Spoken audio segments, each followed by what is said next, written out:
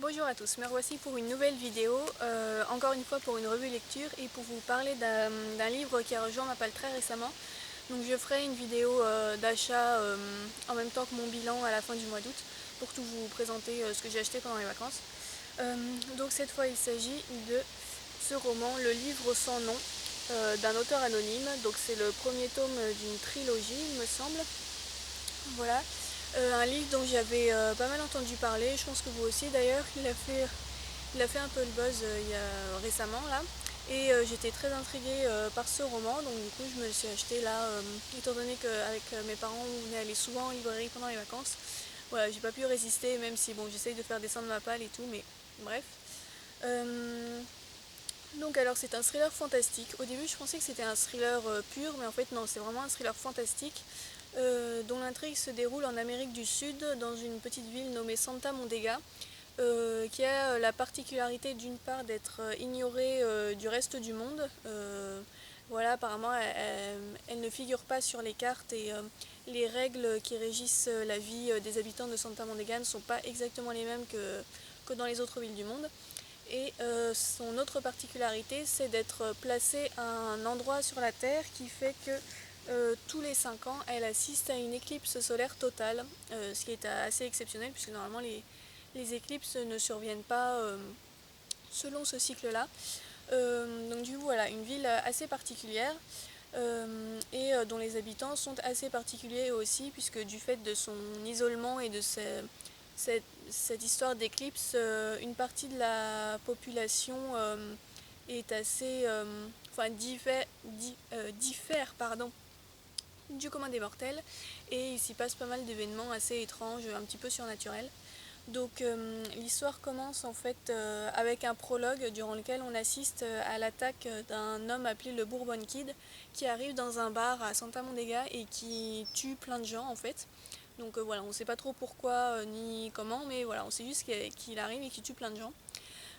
Et ensuite l'histoire commence 5 ans plus tard, quand les habitants commencent un petit peu à se remettre de cet événement et en fait le Bourbon Kid revient. Donc on ne sait pas trop pourquoi il revient ni ce qu'il veut exactement. On sait juste qu'apparemment il est de retour et que des meurtres assez atroces se déroulent dans la ville. Donc du coup pour essayer d'éclaircir un petit peu le mystère sur tout ça, parce qu'on n'est même pas sûr que c'est le Bourbon Kid au début, on sait pas trop s'il est mort, il y en a qui pensent que c'est lui, il y en a qui pensent que non. Donc il y a un inspecteur qui est étranger à Santa Mondega, je sais plus de quelle ville il vient, mais bon, il vient des États-Unis qui s'appelle Miles Jensen, qui est spécialisé dans le surnaturel, les affaires un peu paranormales, qui est dépêché à Santa Monica pour essayer de faire un peu d'éclaircir le mystère sur cette histoire. Et donc il va faire équipe avec l'inspecteur Somers, qui lui est originaire de Santa Monica, et qui est persuadé que c'est le Bourbon Kid qui est revenu et qui recommence à tuer des gens. Et parallèlement à ça, on va rencontrer plusieurs autres personnages qui au départ ne sont pas liés entre eux mais qui vont se retrouver embarqués dans la même histoire euh, sans vraiment trop le vouloir. Voilà. Donc c'est un livre que j'ai beaucoup aimé. J'ai beaucoup aimé le style de l'auteur, l'univers. C'est un peu, là dans la quatrième de couverture, ils nous disent que c'est un petit peu un univers à la Tarantino. Je suis assez d'accord, ça m'a fait penser à Tarantino, au film de Tarantino effectivement à certains moments, puisque c'est un univers avec des gangsters, des criminels, qui souvent sont ultra violents, mais qui parfois sont aussi complètement stupides. Donc du coup ça donne naissance à des scènes assez grotesques, donc c'est à la fois sombre mais avec beaucoup d'humour et c'est un petit peu délirant en fait. Euh, j'ai beaucoup aimé les personnages également. Je me suis pas vraiment attachée à eux, mais disons qu'ils ont des personnalités très variées et qui sonnent juste. Voilà, c'est des personnages bien faits, assez drôles ou assez inquiétants selon les cas, et qui offrent une belle palette de personnalités tout au long du livre. Donc c'est une construction, en fait c'est une narration omnisciente et on suit chacun un peu des personnages, on découvre petit à petit différents aspects de leur vie et on passe d'un point de vue à un autre sans cesse, ce qui fait qu'il y a plusieurs sous-intrigues qui se mêlent au milieu de la grande intrigue.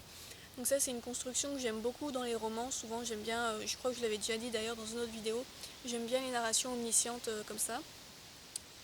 Et puis, ouais, j'ai bien aimé le style de l'auteur parce que c'est un style très vif, assez jubilatoire en fait. Il y a beaucoup de vulgarité, c'est-à-dire que les personnages passent leur temps à dire putain, merde et bordel. Donc ça c'est assez... moi ça m'a pas gêné personnellement. Après peut-être que ça peut en gêner certains parce qu'il y en a vraiment beaucoup, beaucoup. Mais j'ai trouvé que ça s'accordait très bien à l'univers et c'est un univers assez cinématographique en fait.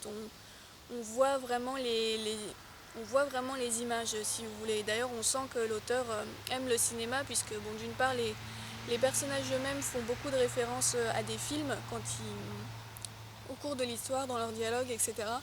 Et puis, voilà, on sent que l'auteur s'est inspiré pas mal de films, en fait, pour écrire ce roman. Donc ça, c'est quelque chose que j'aime bien. Souvent, quand littérature et cinéma sont un peu mêlés comme ça, c'est quelque chose qui me plaît. Et puis, ouais, il y a pas mal d'imagination, c'est assez déjanté, en même temps c'est assez sombre, donc ça généralement c'est un mélange qui me plaît bien. Le seul truc qui m'a un peu gênée à un moment, alors oui, là je vais être obligée de spoiler un peu, donc ce que je vais faire c'est que si vous ne voulez pas entendre le spoil en quelque sorte, je vais enlever le livre comme ça. Donc utilisateur de YouTube, si vous voulez pas entendre la partie avec le spoil, vous pouvez accélérer la vidéo et tant que je n'ai pas le livre dans la main, ça veut dire que je suis en train de dire des trucs qu'il faut pas que vous écoutiez et vous pourrez recommencer quand je relèverai le livre. Voilà, je vais faire une petite technique comme ça, on va voir si ça marche. Donc attention. Alors oui, le petit truc qui m'a gêné à un moment, c'est que donc on sait plus ou moins dès le départ qu'il va y avoir des éléments fantastiques dans ce livre, puisqu'on nous le dit dès la 4e de couverture. Donc au début, il y a l'histoire avec l'œil de la lune, la pierre bleue là. Donc bon, jusqu'à maintenant, voilà, pourquoi pas, ça me convenait assez bien. Mais à un moment, on se met à parler de vampires. Et là, je vous avoue que j'ai trouvé que ça arrivait un peu comme une fleur, cette histoire de vampires, quoi. J'ai pas trouvé que c'était hyper cohérent au début avec le reste de l'univers. C'est-à-dire que si dès le départ on nous avait dit voilà c'est un truc qui va parler de vampires, j'aurais fait bon d'accord. Mais là en fait ça arrive d'un coup au beau milieu du roman, genre oh tiens au fait il y a des vampires dans cette histoire. Et j'ai trouvé que ça arrivait trop brusquement, que ça c'était pas très cohérent avec ce que j'avais lu jusqu'à présent, comme si ça opérait en fait une cassure dans l'univers. Donc il y a la première partie du livre où il y a des histoires de gangsters et de pierre bleue, œil de la lune.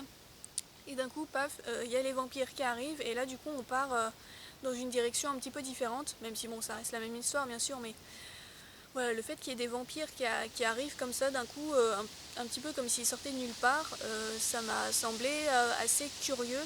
Et sur le coup, je me suis dit, là, ça, enfin, j'ai eu peur que ça devienne carrément n'importe quoi en fait, parce que c'était assez délirant jusqu'à maintenant, mais ça allait. Mais là, le coup des vampires, au début, je me suis dit, oula, j'ai eu peur que ça tombe dans le cliché, que l'auteur ait balancé des vampires juste parce que c'était à la mode, quoi.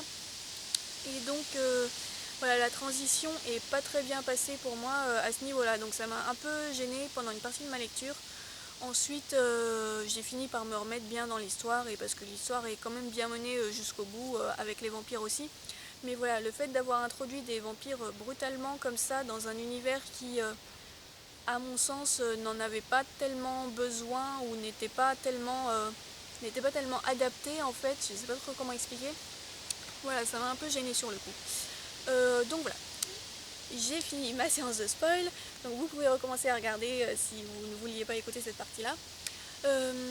Donc voilà, l'élément que je viens de citer, c'est à peu près le seul point négatif que j'ai à faire sur ce livre, parce que sinon c'est une lecture que j'ai vraiment beaucoup aimée. Ouais, je réfléchis là si j'ai d'autres remarques à faire.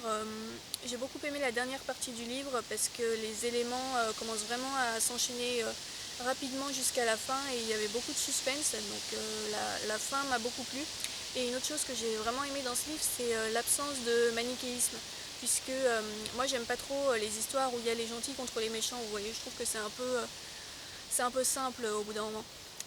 Là, on a des personnages qui ont chacun un petit peu leur part d'ombre, donc il y en a qui sont plus méchants que d'autres, mais dans l'ensemble, ça fait pas trop un tableau les gentils contre les méchants. C'est vraiment des personnages variés qui ont chacun leurs propres intérêts à défendre et qui chacun usent de stratagèmes plus ou moins malhonnêtes pour essayer de parvenir à leur fin. Donc du coup, je trouve que ça conserve bien le suspense, puisque étant donné que chaque personnage, si vous voulez, aurait des raisons d'être puni pour son comportement, c'est difficile de savoir qui va s'en sortir ou pas, puisque donc il y a des personnages qui meurent hein, au cours du livre, et voilà, on ne sait jamais lesquels vont survivre ou pas, puisque comme je vous le disais, il n'y a pas de personnage qui mériterait vraiment plus de vivre qu'un autre, donc du coup ça conserve vraiment bien le suspense jusqu'au bout.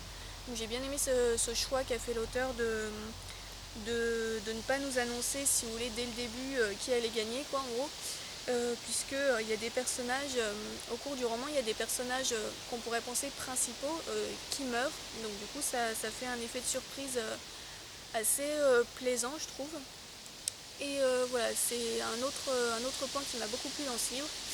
Je pense que mon personnage préféré, c'est celui du Bourbon Kid, même si on le voit pas énormément, qu'on ne sait pas encore énormément de choses sur lui. C'est vraiment le personnage qui m'a fait le plus d'effet. Et du coup, apparemment de ce que j'ai vu à la fin, donc il y a une espèce de petite pub à la fin, là comme ça, où on nous montre les deux tomes suivants, donc l'œil de la lune et le cimetière du diable, et on nous dit les nouvelles aventures du Bourbon Kid. Donc apparemment il revient dans les tomes suivants, et je dois avouer que ça m'a donné bien envie de les acheter du coup, parce que comme c'est le personnage que j'ai le plus aimé, ça me plairait bien de le retrouver encore dans les tomes d'après.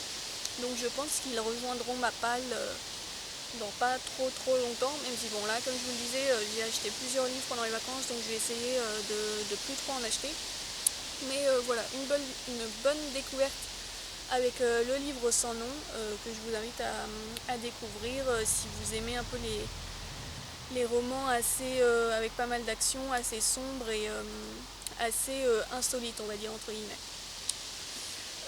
Voilà pour cette revue lecture. Et bien sur ce, je vous souhaite une bonne journée et je vous dis à bientôt pour une prochaine vidéo. Salut!